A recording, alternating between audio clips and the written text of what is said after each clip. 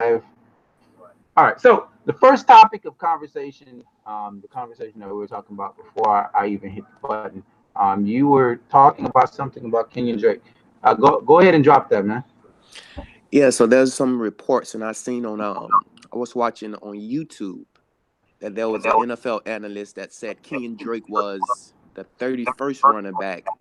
That he thought that Kenyon Drake was the 31st running back in the league. So I just wanted your opinion on. I wanted you guys' opinion on. I know my opinion on it. I don't think that Kenyon Drake is the 31st in the league. I know I haven't been as high on Kenyon Drake as you guys have been. So what's your opinion on Kenyon Drake? Do you see the Miami Dolphins resigning him after this year? Is what kind of stats he has to put up to for the Miami Dolphins to resign him? Um, I would be interested in seeing who is actually on that list, what the um, what the list entails, who is ahead of Kenyon Drake um, on that list. I do not think Kenyon Drake is the 31st best running back in football. I think that I think that, to be honest with you, I think there's some overrated running backs in football, and Ezekiel Elliott is one of them. Ooh, Whoa, whoa, there's gonna be some Cowboy fans in the comment section mad at whoa! me. I think Ezekiel Elliott is overrated as hell. So not Um, to cut you off, you don't think Ezekiel Elliott is a top five running back? I do not. Whoa. I just don't. I think I think if you look at the situation that the Dallas Cowboys have, right? I think any running back, like if you go back before Ezekiel Elliott and you look at I forgot his name. He was the Arkansas Razorback was running back, right? Forgot his name. That guy had a good season. He had no Des Bryant. He had a backup quarterback, You're and talking he about DeMarco Murray. no, not the Marco Murray. I'm talking about fuck, what is his name? I think he was a Raider. He was a Raider. He constantly got hurt, and he ended up being the running back for the Dallas Cowboys. I forget his damn name. Darren McFadden. McFadden, I think that's his name. But Right. if you go back to that season, no Des Bryant. Tony Romo was hurt, and he still put up a pretty good season. I think he had like 1,000 yards and like 7 touchdowns or some shit like that, with no outside weapons and a backup quarterback. The thing is, and this is my problem with what the Cowboys did when they drafted Ezekiel Elliott, is I feel like any running back that gets behind that offensive line that has a little bit of instincts is gonna have a decent season. That's how I look at it. So I think he's overrated as shit. Um, there are some to me there are some very talented running backs. Todd Gurley is a talented running back. Le'Veon Bell is a talented running back. I think Kenyon Drake has the capabilities of being a top 10 running back. My favorite running back in NFL history is Marshall Faulk.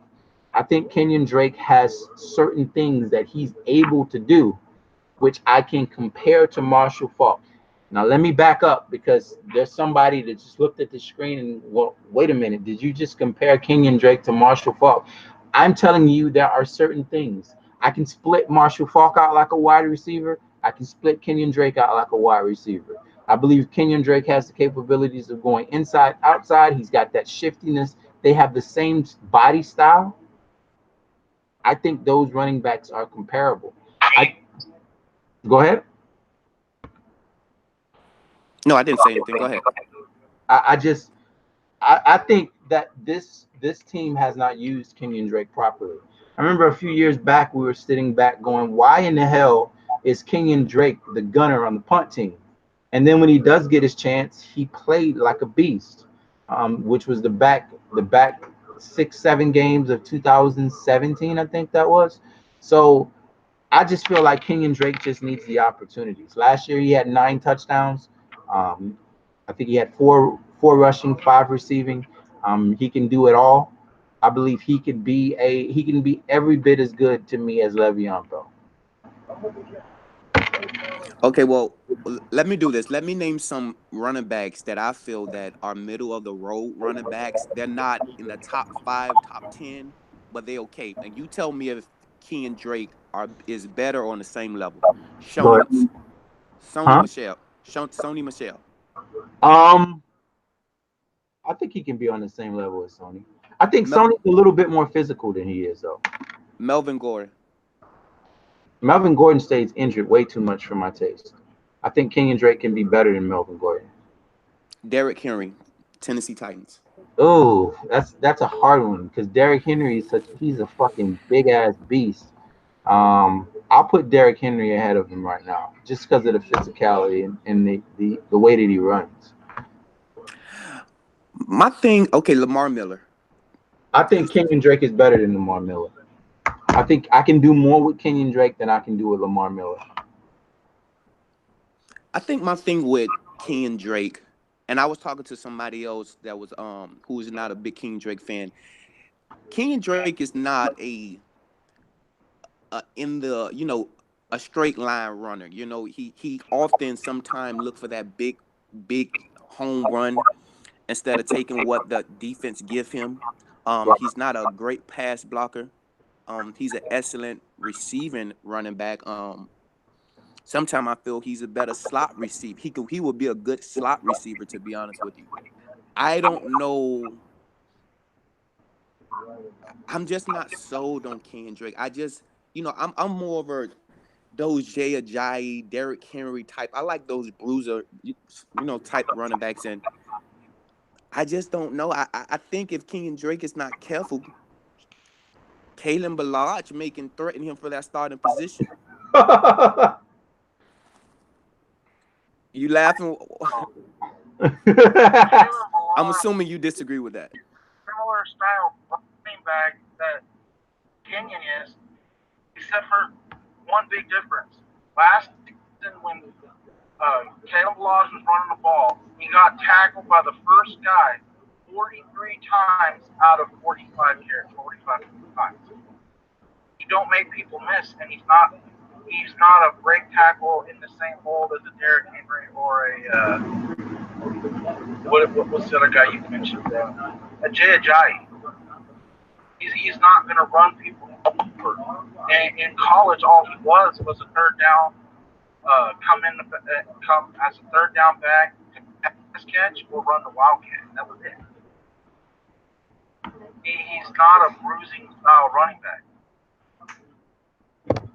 And the problem that Kenyon has had since he's been on the Dolphins is they don't know how to use him, and they don't really want to.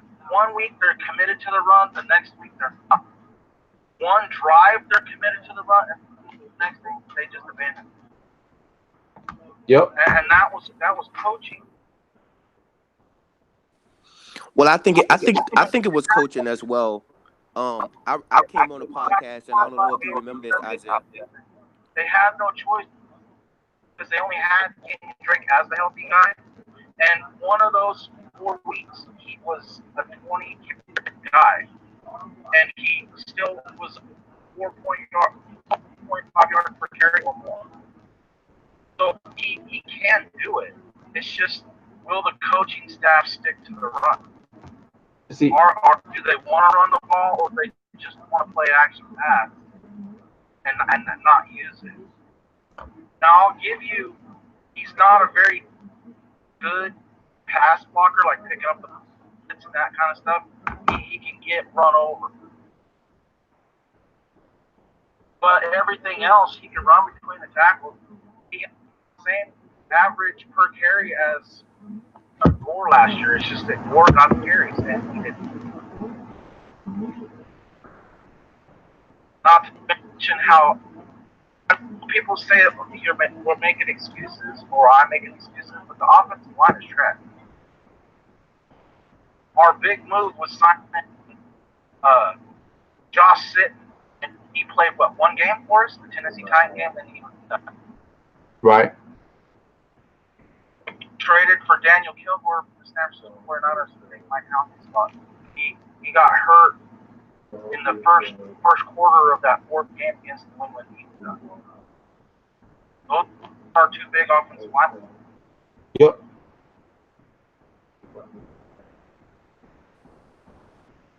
And I What? think I think if we can compare, I know it's not fair because we don't know what they're going to do with scheme one.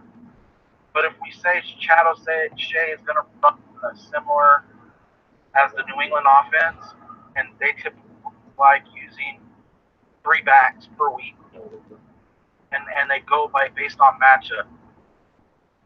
Like what's the team weak against? Like we're weak against using.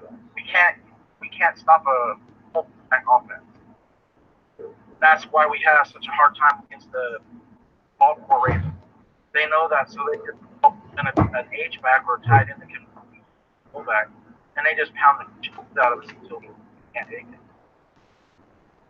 New England does the same thing to us.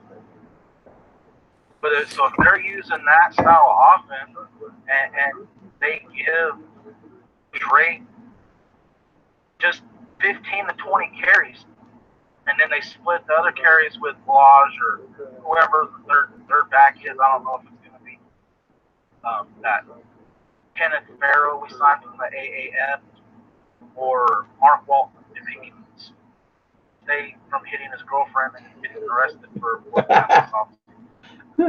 oh man. You know what I mean? So they'll use.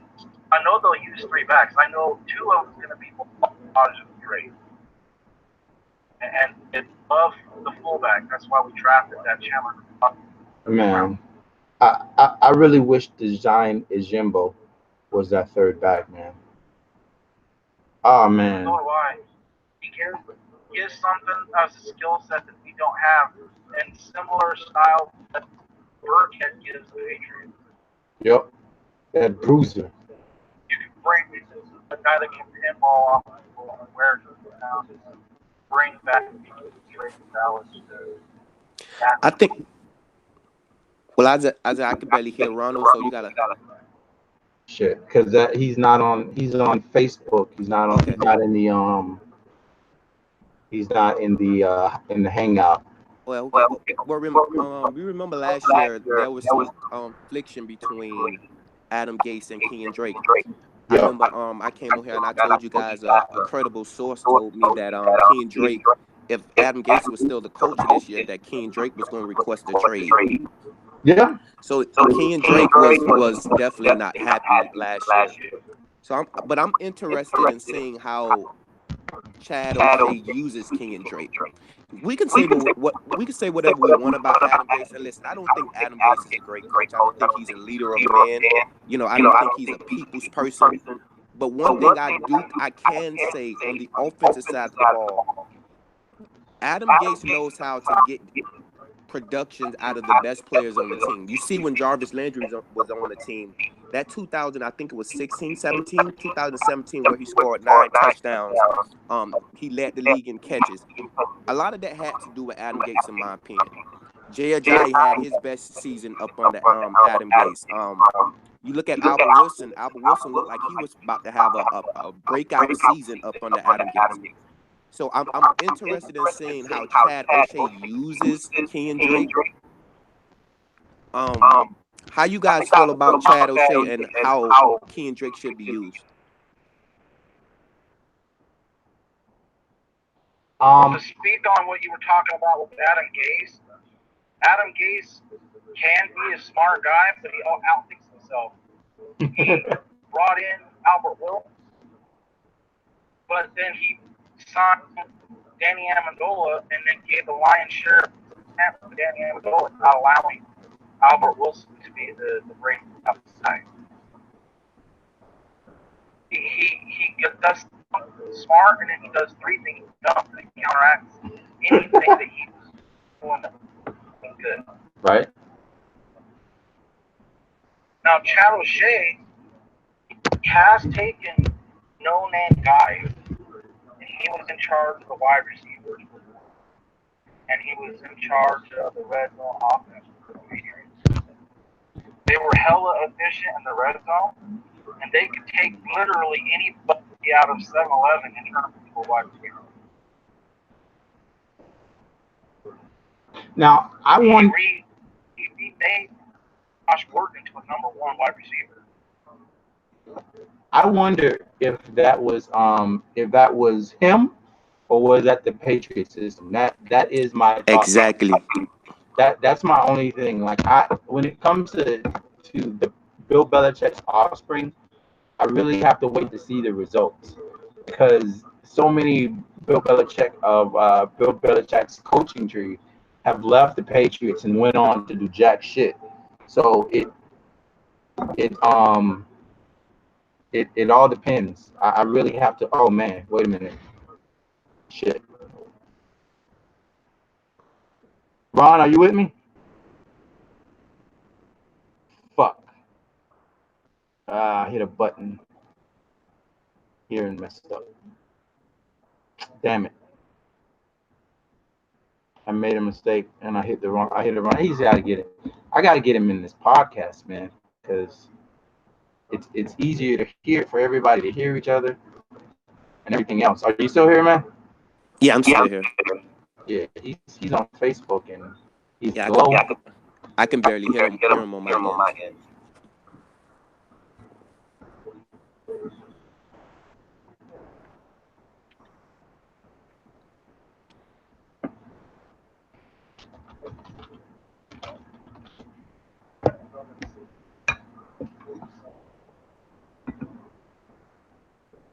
I got a friend request and I messed around and hit the wrong button and he went out. Now, there was another topic of conversation that you were talking about before we actually went into the podcast tonight. What was that other topic of conversation you were talking about outside of King and Drake? Yeah, outside of Kendrick, there's been a lot of talk about Josh Rosen and is Josh Rosen going to start or is Ryan Fitzpatrick going to start? You even had some analysts that have the Miami Dolphins winning 2-3 games. So I Right. wanted you guys' opinion on Brian Flores and what are we expecting from him because I think our expectations are kind of low because, well, around the league because a lot of people don't feel like we're a very talented team. And my opinion is I want to still see how this guy is going to coach. I don't want to give this guy a free pass, because people think that we're not the most talented team or whatever. So I wanted to know what are your expectations for Brian Flores? How many wins and how many, what are you looking for from him this year? I want to see if he is able to take average players and get good stats out of them, which is what the Patriots make a living off of. They take average players and they get good stats out of them.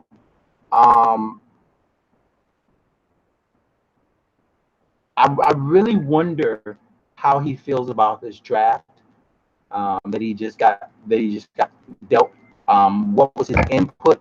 Was it more Chris Greer? If he likes this draft, then that's definitely a negative for me. Like I can't see how any coach could look at what he just got and say, okay, that's great. So if he likes the draft, -1. Well, you gotta.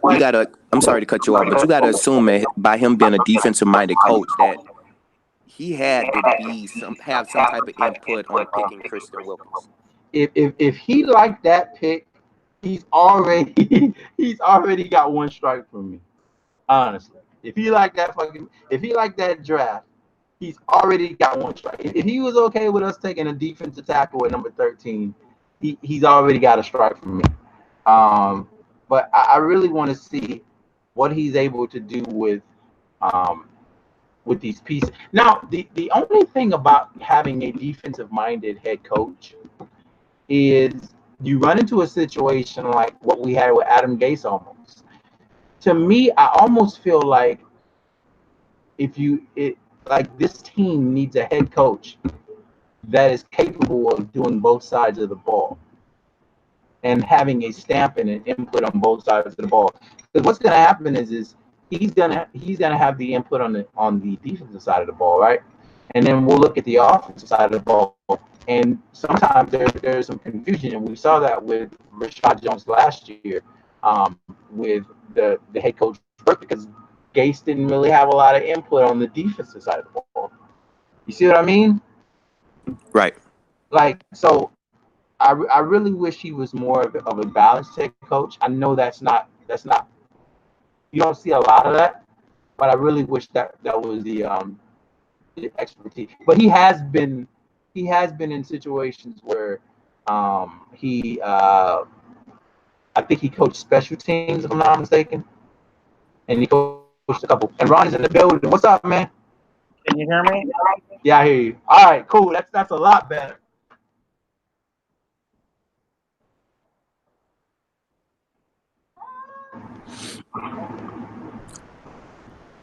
Go ahead, Isaiah. What you were saying?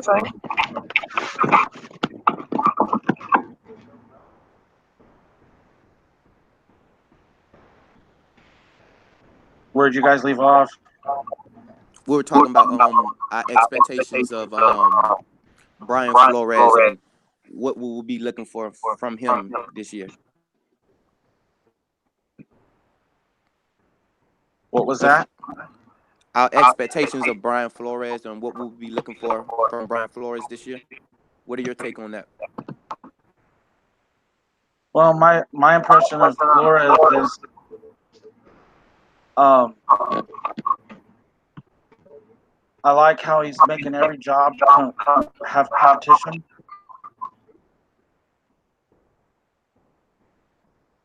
Um, I don't know the actual schemes he's going to use, so that's kind of got me kind of nervous.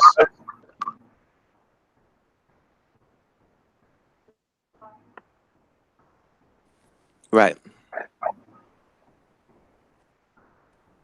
There's a major echo. I think it's coming on from Isaiah end. What I have an echo? Yeah, I think you have a little echo, Isaiah, Oh, on shit, your end. I don't know how. Anyway, what were we talking about? About Brian Flores. Like I was saying, man. I really want to know what his thought process was on the draft. That'll lead me a lot to know what he thinks and how he thinks about drafts going forward. Um, I really would like to see how our defense plays. I think judging him getting the most out of our players on defense, and it's going to be huge this year because if you look at our defensive line, especially on the ends, there's a lot of if, maybes, and question marks. I don't know where our pressure is coming from at all. So we shall see. I'm going to sit back and watch and look and see exactly how. Like people are telling me this thing is gonna get schemed. It sound like the same people that told me that the interior of our offensive line was gonna get schemed all these fucking years. So we shall see. We shall Well, see how it works. let me ask you this, Isaiah. Is there a certain amount of games that you feel like Brian Flores has to win to be successful? Or even if this team go maybe 3-13 or 4-12 or something like that, as long as 6-10, as long as they competitive, do you feel like is a certain amount of games that he should win, or because this is really not his roster, should we give him time? I'm I'm gonna give him time. I need to see a couple drafts. I need to see a couple seasons. I'm gonna sit back and I'm as a fan, and I know it's hard for us as fans to do this, but I'm gonna sit back and I'm gonna be patient with and see exactly the direction that this team goes in. It's gonna be a couple years. It might even linger into the third year before I actually start to see. Now, that doesn't mean that I'm gonna sit there and watch us do stupid shit and not get upset about it. That doesn't mean that. That just means that I'm not going to jump off the cliff because we go out and win 6 games this year, understanding that this is a building process. Now, if we go into the next fucking draft and we come out of it with shooting value like we did this year, I'm gonna be absolutely pissed like I was after this draft. You know? Well, let me ask you this: what if we win? What if we be what the analysts say we are, and we go 3-13? How do you look at Brian Flores then? or we go 2-14? It will all depend on what I see. If Kenyon Drake goes out there and he barely sees the field, if Albert Wilson is healthy and we got him sitting behind someone else who's doing a lot less. Like let's say we go and we sign some guy off the streets to come in and he goes out there and he's our slot receiver, and we all know he's not capable of doing what we need to do.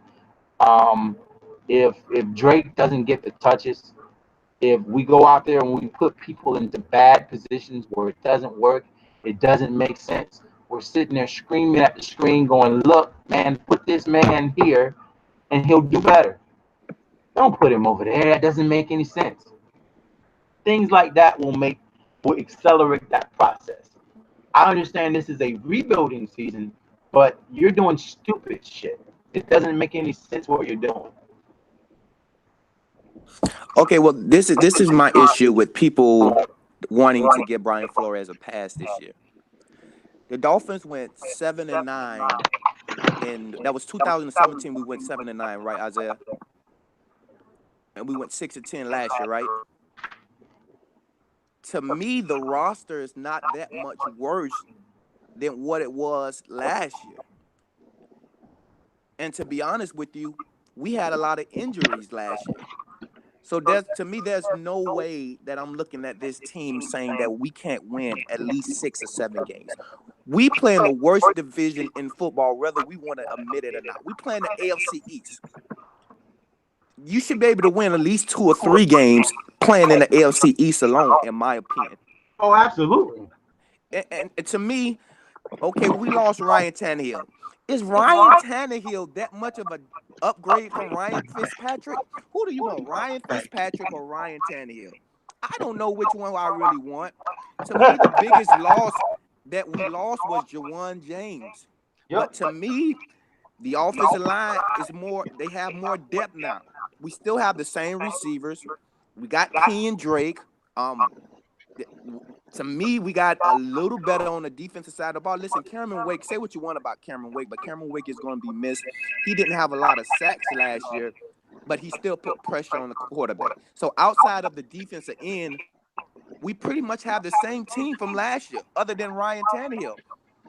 And you finna not tell me, and listen, Ryan Tannehill was hurt last year. Yep.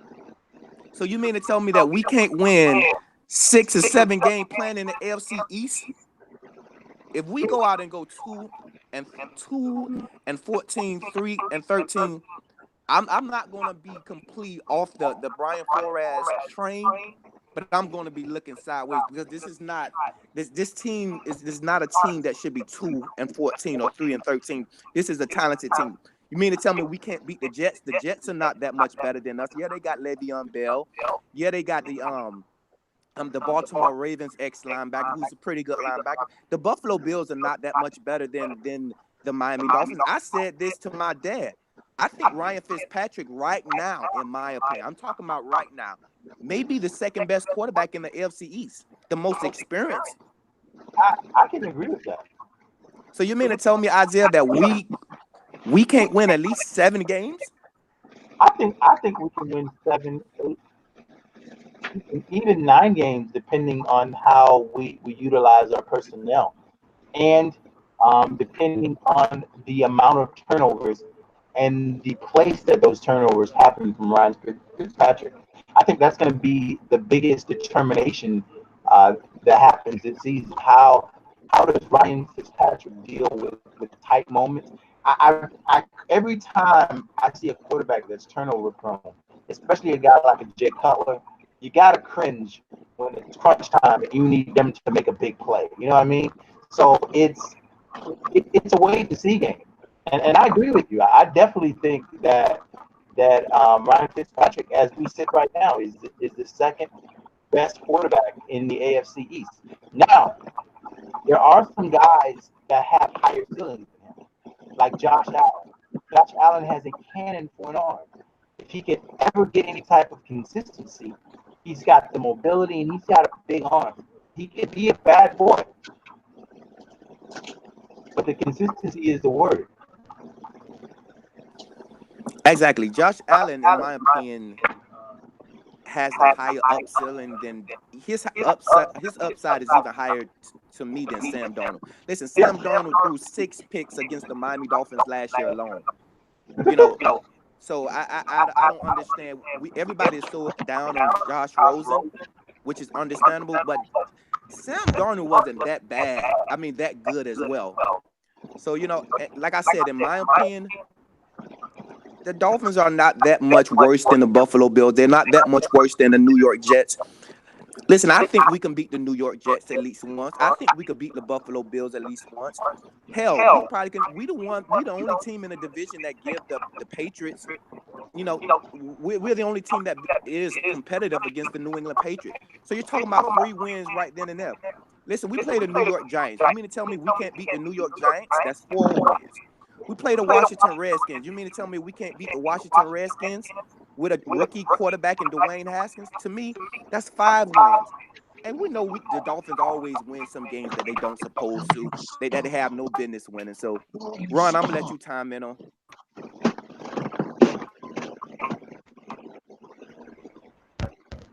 Ron, are you there? Yeah, I'm here. Go ahead. What did you think about that, man? What do I think about what?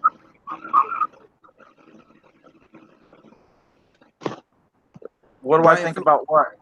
The Brian Flores and the team. What are your expectations of Brian Flores? I just want to be competitive. That's my expectations for the team. Coaching wise, they have to be better than what we had last year. Right. My problem with our team, regardless of who the coaches are, is you have to have a quarterback, a number one wide receiver, 2 offensive tackles, a center on offense to be successful. On defense, you have to have a safety, a corner, a defensive end, and defensive tackle. And right now, we're lacking some of those spots. On offense, we have Laramie Tunstall. We don't have the other tackle. Can Isaiah Prince develop? I don't know. I don't know how well this new offensive line coach is able to develop. The last 2 guys haven't been able to develop nothing. And to Chris Greer's credit, even though I'm hard on him, he has done a good job of bringing in draft picks and undrafted players. It's just that our coaches don't know what they're looking at when they're, he's given them something to go through and they just toss it aside.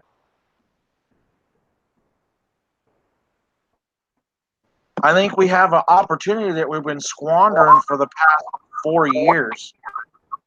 The Patriots are beatable now. They're not as awesome or untouchable as they used to be. So my expectations for Flores is don't waste time finding a quarterback. Utilize if he does what he says he wants to do, because he says he wants to make competition. He's going to play the best players. He wants players that buy into the system and their team first, and not me guys. Basically, he doesn't want a bunch of divas running around. Hey, I'm open. Why aren't you throwing me the ball? And they're using their cell phones in the locker room and shit after the game. Antonio Brown. But right now, in my opinion, the 2 best quarterbacks, and it pains me to say it, in the AFC East is Tom Brady and Sam Darnold. Josh Allen is a better running back than he is a quarterback right now. Right. You're talking about the same Sam Darnold that threw 6 picks to the Miami Dolphins. To us, yeah. Oh, okay. But he has shown he can do stuff. He just needs. Look at his receivers, dude. He's got a bunch of slot wide receivers. He doesn't have a number one. No, he doesn't. He's lucky they they actually drafted a decent tight end, a young tight end, that Chris Herndon or whatever from the Hurricanes.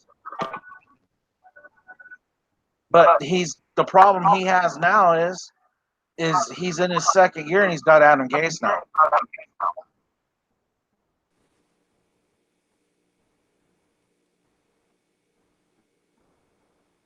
I think even if, say for argument's sake, Dalton struggles, say the media is correct. We're like 0-16 or we win less than 4 games. That still isn't going to put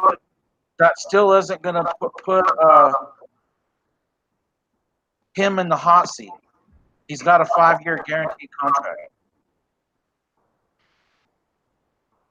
I tell you what, though, I would much rather win 1 or 2 games than win 6 or 7 games. But I see us going 10-6 or 11-5. A lot of people aren't going to agree with me, but that's what I see, because I see Jakeem Grant, I see Albert Wilson. They're going to be healthy by the season starts. I like how they're going to use Kenny Steele so far. I still have to see the training camp, but the talk is that he's going to play the slot. That's going to get him off of the press coverage. It's going to allow him more easier releases, and he'll have more favorable matchups. Yeah. And if Devontae Parker can pull his head out of his ass and make himself not glass, or Preston Williams, who I think is actually going to end up being our number 1. Yeah. So we'll have finally some dude on the outside that can actually beat any coverage, which is going to allow Jakeem Grant, Albert Wilson, and Kenny Stills to eat. Yeah. If we do that, then even if we have Fitzpatrick out there, we're way better than we've been the 6-10 Cutler year in 2017 and the shit show of Ryan Tannehill and Brock Osweiler of last year. See, my thing with Brian Flores, I don't want to give him a pass. You know what I mean? Yeah, this team is not one of the most talented teams in the league, but I still don't want to give Brian Flores a pass. I remember when I am not a big component of defensive-minded coaches working with young quarterbacks. I don't know how him and Josh Rosen how this is gonna work with Josh Rosen. But what I like about this situation, we did not draft Josh Rosen. So if Josh Rosen don't work out, it's not like Brian Flores is going to get fired. You got a lot of first year. You seen with Hugh Jackson and Baker Mayfield. Baker Mayfield was struggling. They got rid of Hugh Jackson. You seen the coach where Josh Rosen just came from with the Arizona Cardinals. Josh Rosen struggled. He got fired. We didn't draft Josh Rosen. There's not a young quarterback, you know what I mean, that's on this roster that's, if we don't develop that young quarterback, our coach job is in jeopardy. You know what I mean? So, but I still want to see some improvement from Josh Rosen. I still want to see Ryan Fitzpatrick cut down on the interceptions. So I just don't want us to give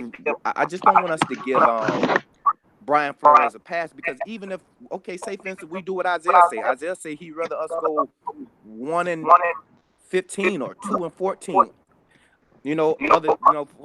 But my thing is this: how do we know if we draft a quarterback next year that Brian Flores is going to help that quarterback develop if he couldn't help develop Josh Rosen? That's a hell of a point.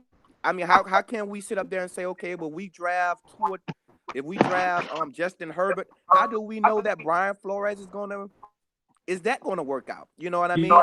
And maybe those guys are maybe a little bit more talented than Josh Rosen. People can say, well, Tua is a better prospect coming out of college than Josh Rosen, which I agree with that. But if you don't see no type of development out of Josh Rosen, how can we say that if we draft a quarterback in the first round or with the #1 overall pick, that's going to work out. So I need to see some type of development out of Josh Rosen. I need to see these quarterbacks get better. I need to see Ken Drake take a step up. I just don't want us to go feel comfortable because we're okay with losing because we don't feel like this is a great roster that we give Brian Flores a pass. You know, there's a lot of defensive-minded coaches. When the Chargers hired Anthony Lynn, who was a running back coach, I was like, what is the hell the Chargers doing hiring Anthony Lynn, who's a running back coach for the Buffalo Bills? And you see what Anthony Lynn did for the Chargers. You know, they was in a playoff. I think the Chargers went to the second round last year, I think. You see Pete Carroll working with Russell Wilson. Pete Carroll is not an offensive guru. You know, but look at what him and Russell Wilson got going on. Mike Tomlin, in my opinion, him and Big Ben. Mike Tomlin is not a quarterback guru. He's not an offensive-minded coach. He was a special team and a defensive coach. But that worked out. But, you know, these guys got transcended type quarterback. Russell Wilson is, to me, already a Hall of Famer. Big Ben is a Hall of Famer.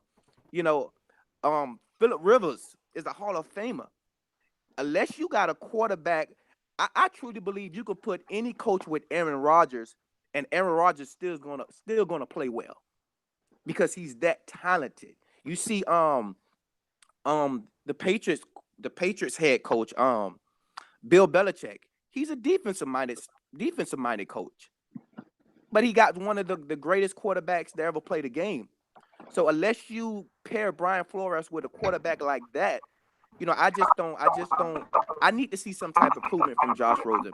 Because if I see Josh Rosen look worse than what he looked in Arizona, I don't know if we draft a quarterback next year with the #1 overall pick, if I trust Brian Flores to develop him, or even if I trust Chad O'Shea to develop the quarterback, because we haven't seen it. Chad O'Shea was a wide receiver coach. True. I agree. That makes a hell of a lot of sense. I do think that if I would like to see this current coaching staff take some steps forward with the guys that we already have on this roster. I already feel like these guys just made an absolute ass of a blunder in the draft. And if we go forward as a coaching staff and we start to see players take steps back instead of steps forward, it makes you question the organization as a whole. Do we know what we're doing from GM down? What the hell are we doing right now? We need to see. The best thing that could possibly happen for this team is for Josh Rosen to go out there and play lights out football. Exactly. If Josh Rosen goes out and plays lights out football and we don't need a quarterback, it gives us an entire draft to focus on building the rest of this organization, the rest of this team, the rest of this roster. And we got a shit ton of picks. So we can take those picks and build the rest of this team. Now, if we need a quarterback next year, that's the worst case scenario, because now if we're not the first pick and our guy that we absolutely like is going to be the first pick, then we got to find a way to trade. If we end up winning 7 to 9 games, then chances are we're going to be out of position to get one of those top tier quarterbacks. But I think the point that you mentioned, what I'm trying to say, Isaiah, is if we win 7 to 9 games, right, at least we know we got a decent head coach. So even if we have to give up a lot of assets to go up and get a quarterback, at least we know we have a quarterback that can have this team competitive without a great quarterback. I mean, we have a head coach that can have this team competitive without a great quarterback. But if we go 2 and 3, we don't know what we got out of the head coach. We still don't have a quarterback. You're not happy with the GM because you feel like the GM didn't have a great draft. Right. So I just feel like if we're competitive, at least we know we got a head coach that if we bring a good quarterback in that can give us a chance to win, we can win 3-4 more games. But if we win 2 games, I can't sit up there and say if we draft 2 or that, you know, this is going to work out. All right. I agree. I absolutely agree. And another thing, if Josh Rosen, okay, takes this big step, do we give credit to Chad O'Shea or do we give credit to Brian Flores? Now, let me say this. If Chad O'Shea, if let's say, for instance, Ryan Fitzpatrick has a career year, or Josh Rosen have a complete 360 and he start balling, then we have to worry about other teams knocking on our door saying, hey, can we interview Chad O'Shea?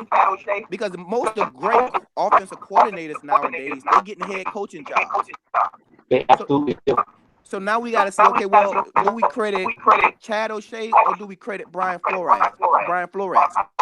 That's the difference from the Pete Carrolls and the Bill Belichick's. The offensive coordinator leave, they come and they go, but they teams stay competitive. You know what I mean? Right. So that's something that we got to look for. How much coaching is Brian Flores doing when Josh Rosen throws an interception? I want to see Brian Flores over there talking to Josh Rosen, coaching him up. You know what I mean? When Kenyon Right. Drake makes a bad play, that's something that we didn't see out of Adam Gates.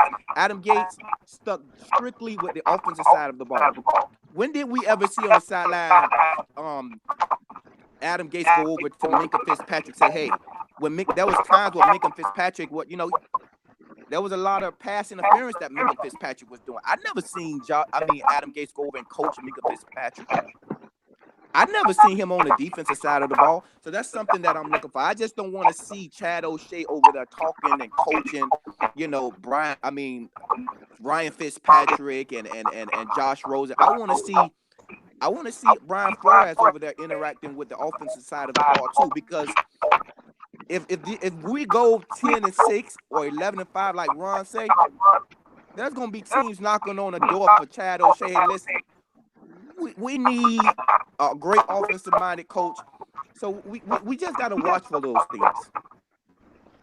The reality is we have Rosen for 3 years. And for the next 3 years, he's only getting $6 million. So he has 3 years to do something to show that he can develop. But for the immediate future, if he doesn't show improvement, we will be going into the draft in the 2020 draft, and we'll be looking at, like, I'm hoping we're looking at Tua, and if we can't get him, then guys like Jake Fromm from Georgia. I don't like Herbert from Oregon. I just don't like him.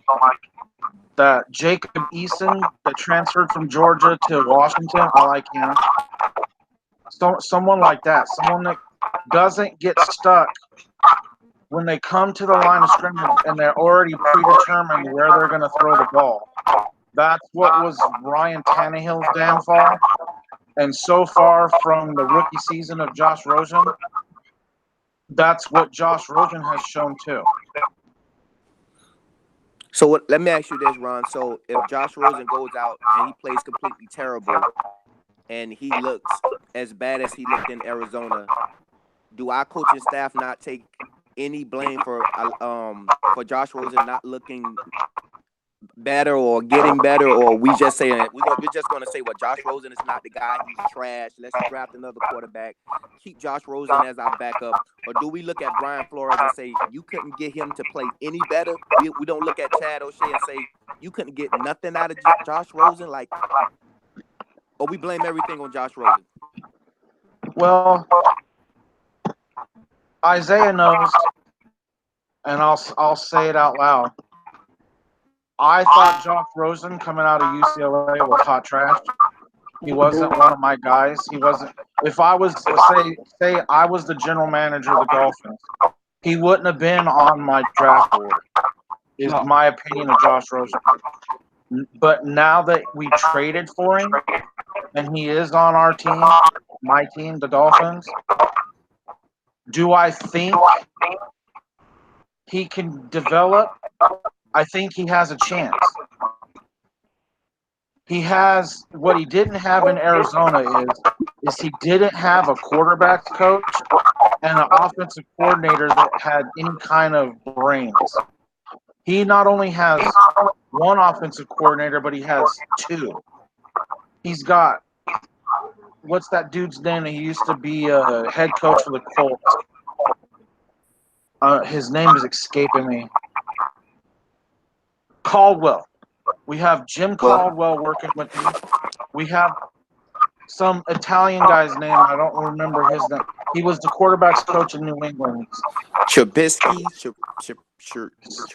something It like starts that. with an S. Anyway, he has those two guys, plus he has O'Shea.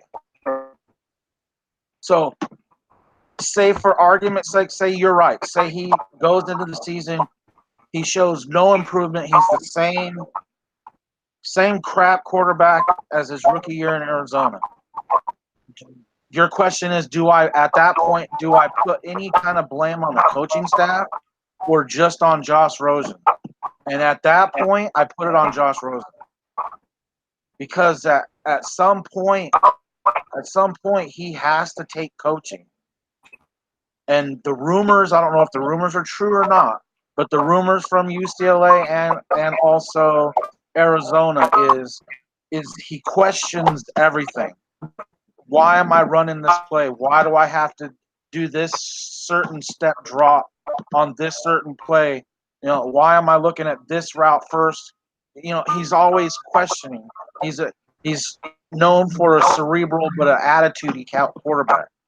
So if he can't take Jim Caldwell, who improved Matthew Stafford in Detroit, he improved Joe Flacco in Baltimore, and he worked with the injured Peyton Manning before he signed with the Denver Broncos, and he was there the rookie year for Andrew Luck. So if he can't get through to him, then my opinion is then it's on the player. That's where I'm at with Devontae Parker. He's turned down so many people outside to help him try to attain his potential. So if he can't make it, I don't see him getting cut because he's too cheap. If he doesn't earn a starting job, he'll be the backup quarterback making $2 million. You can't sign someone off the street for $2 million to be a backup quarterback. But just because he doesn't get it this year, that he can't go into the 2020 season with a second off season under his belt in the same system and try to earn the job then. But maybe we're right. Maybe there is a rookie and he's got to compete against not only the final season of Ryan Fitzpatrick, but he's also got to compete against a rookie. Now he's fighting whether he has a job or not. But that's going too far. I don't like Josh Rosen, but I think the system that we have, the coaching staff, my feeling of the coaching staff that we have, I think he will develop. When that is, I don't know.